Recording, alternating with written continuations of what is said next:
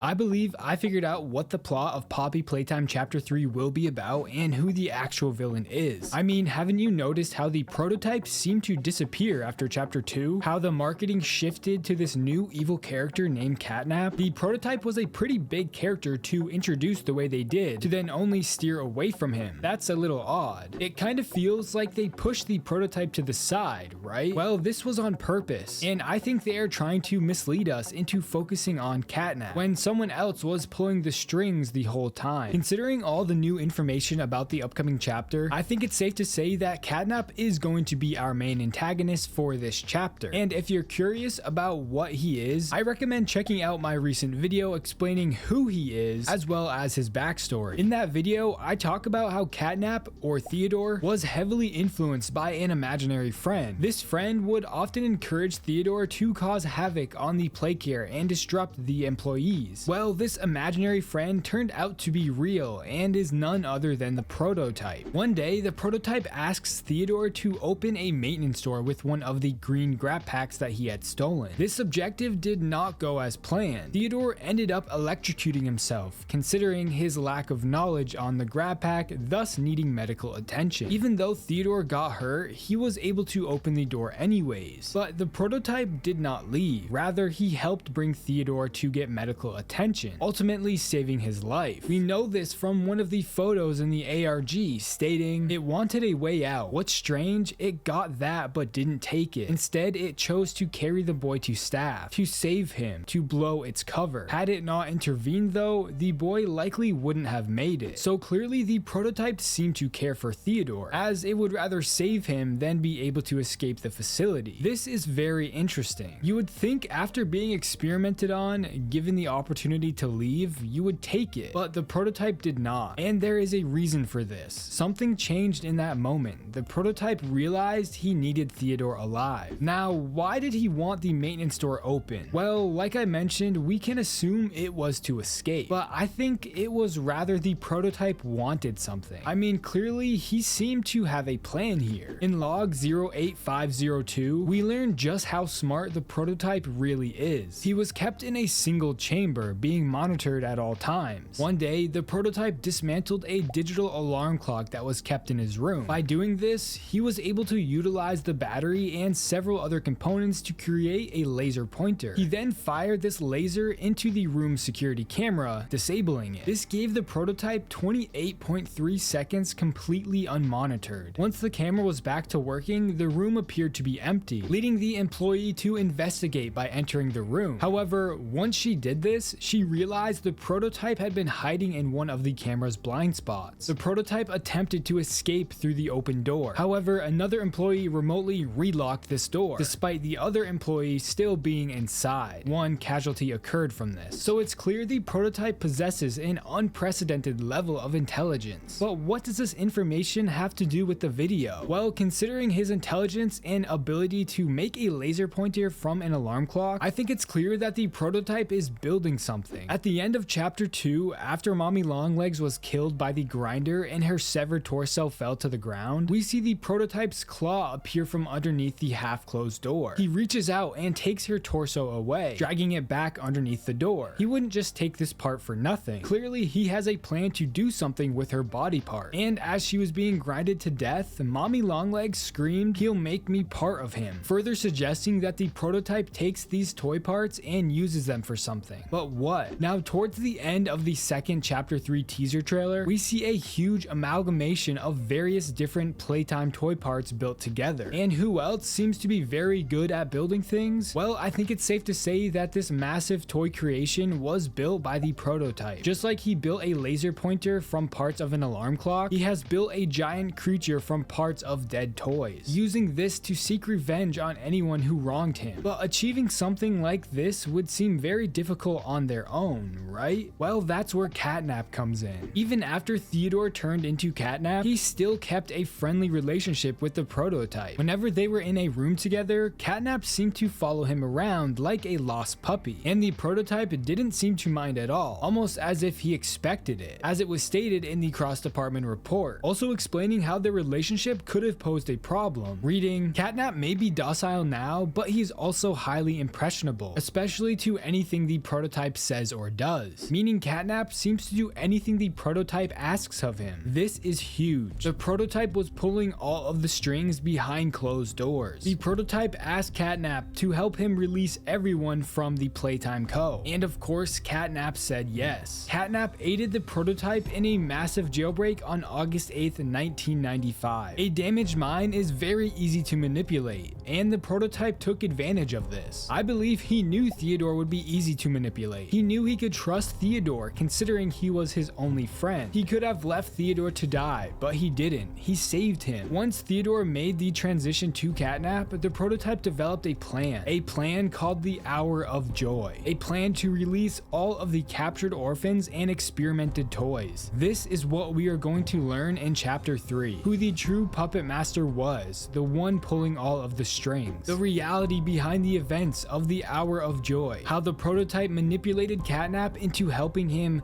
cause this massive jailbreak, to use the rest of the dead toys to build himself into a monster designed for revenge. This is where we come in to potentially defeat this monster and learn the truth behind what happened at the Playcare.